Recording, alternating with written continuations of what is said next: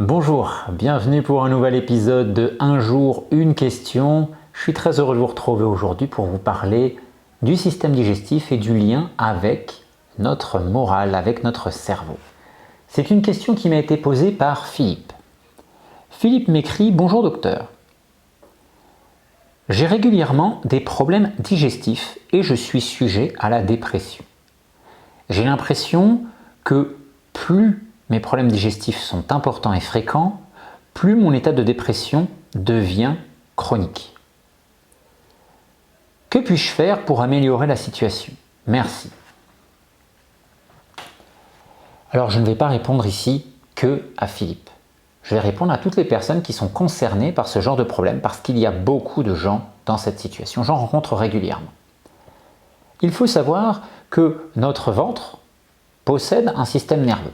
On l'appelle système nerveux entérique et communément aujourd'hui deuxième cerveau. Ce système nerveux au niveau de notre ventre est en communication constante avec notre cerveau. Il y a des communications qui se font dans les deux sens. Beaucoup partent de l'intestin vers le cerveau et une partie fait l'inverse. Il faut savoir que ce qui va se passer dans notre ventre va influer directement sur ce qui se passe au niveau de notre cerveau. Ça veut dire qu'à chaque fois que nous digérons, et que nous digérons bien, nous allons permettre à des choses de se passer plutôt favorablement. Et quand nous digérons mal, nous allons plutôt faire des choses défavorables, désagréables. Il va y avoir de l'agression, de l'irritation, mais il peut aussi y avoir tout un tas de conséquences qui vont découler de l'état du microbiote. Alors le plus souvent, la mauvaise digestion peut créer de l'inconfort, peut créer des douleurs. Quand on a des douleurs, on se sent moins bien. Ça peut créer aussi une sorte de brouillard mental. Cela peut reposer juste sur les aliments et la mauvaise digestion. Mais il peut aussi y avoir l'état du microbiote, parce que l'état du microbiote va jouer un rôle important. Notre microbiote, c'est un peu notre amortisseur. Ça veut dire que si nous digérons mal et que notre microbiote est plutôt bien, il va amortir cet effet de mauvaise digestion et cela passera pas trop mal. Si par contre notre microbiote est déjà très déséquilibré, on va prendre le choc de plein fouet et donc ce choc sera forcément beaucoup plus fort. La mauvaise digestion va donc avoir des répercussions beaucoup plus puissantes sur notre état général au niveau des humeurs. Et il faut rajouter à cela que notre microbiote, certaines bactéries en tout cas de notre microbiote, produisent des neurotransmetteurs tels que la sérotonine, la dopamine ou d'autres neurotransmetteurs encore. Alors qu'est-ce qu'on va pouvoir faire? Mais déjà, on va améliorer la digestion. Qu'est-ce qu'il faut faire pour améliorer la digestion? On va jouer sur les facteurs pour soulager le travail digestif. On peut manger moins, on peut faire attention au mélange alimentaire, faire des combinaisons alimentaires qui sont plus favorables pour la digestion, avoir une alimentation plus simple d'une manière générale, mais en tout cas, éviter de faire des associations entre les aliments qui sont trop complexes à digérer, qui demandent trop d'énergie pour être digérés. Et plus votre système digestif est affaibli, plus il faudra faire attention à ces paramètres digestifs. Donc les combinaisons alimentaires favorables peuvent jouer un rôle intéressant dans ce sens. D'une part, elles vont limiter le facteur d'agression sur l'intestin. Il y aura moins d'irritation, moins d'inflammation, donc il y aura moins d'informations désagréables, on va dire, envoyées par votre intestin à votre cerveau. Ensuite, en digérant mieux, on évite de pérenniser le déséquilibre du microbiote. On va aider le microbiote à se stabiliser et petit à petit à se renforcer. Donc ça, c'est la première chose. On peut encore faire attention à la mastication, aux quantités de liquide consommées au moment des repas. Donc on peut jouer déjà sur plusieurs paramètres. Maintenant, il y a encore un autre paramètre important, c'est que quand vous digérez mal, vous avez peut-être aussi une problématique qui repose directement sur votre tolérance aux aliments. Il est possible que vous ne tolériez plus certains aliments. Si vous ne tolérez plus certains aliments parce que votre capacité digestive ne le permet pas, ou parce que votre microbiote est trop déséquilibré, vous allez quand même fermenter excessivement, vous allez quand même avoir des réactions même en ayant des choses qui normalement devraient passer.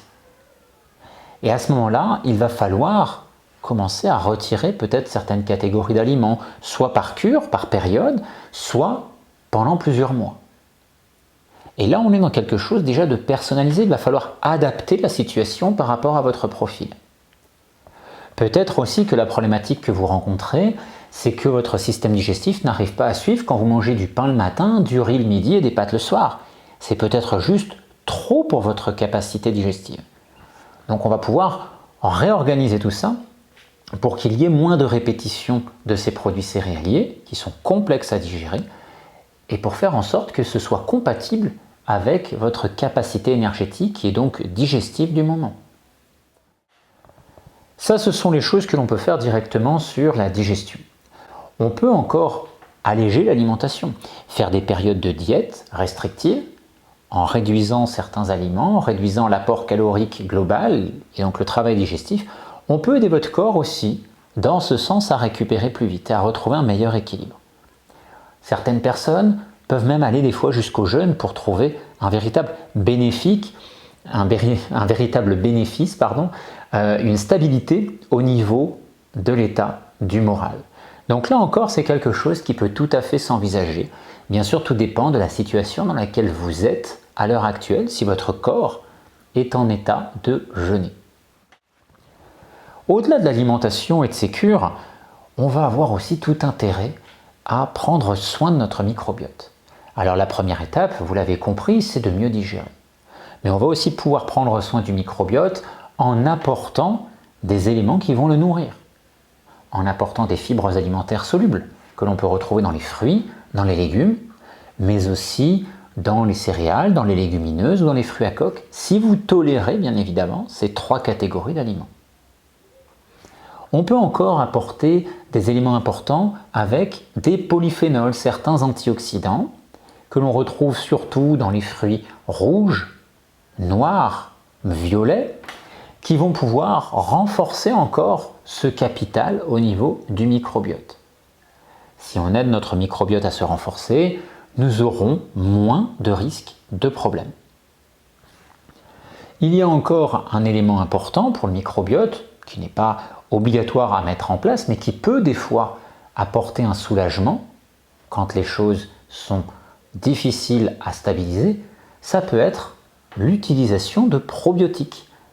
Il y a des probiotiques, on peut les trouver naturellement dans certains aliments, les produits qui sont lactofermentés par exemple, kéfir, kombucha, légumes lactofermentés, mais ça peut aussi être sous forme de compléments alimentaires.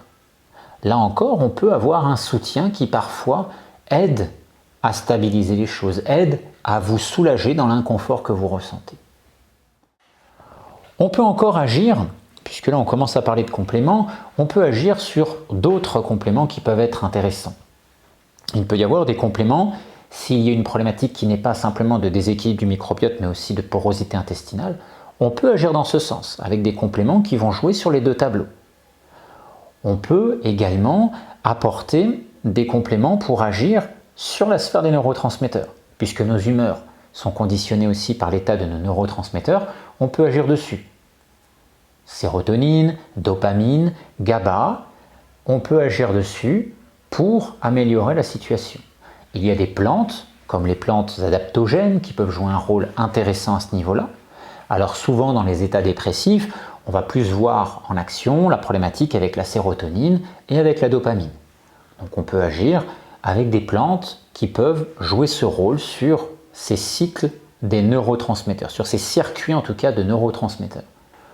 On peut encore agir avec des précurseurs. Le tryptophane par exemple, c'est un précurseur de la sérotonine. On peut utiliser du tryptophane pour justement essayer de calmer un peu le jeu et vous aider à vous sentir mieux. Le GABA peut aussi être intéressant dans certaines circonstances lorsqu'il y a un effet de surmenage, d'hyperactivité de ce que vous ressentez pour calmer le jeu, avoir un rôle de relaxation.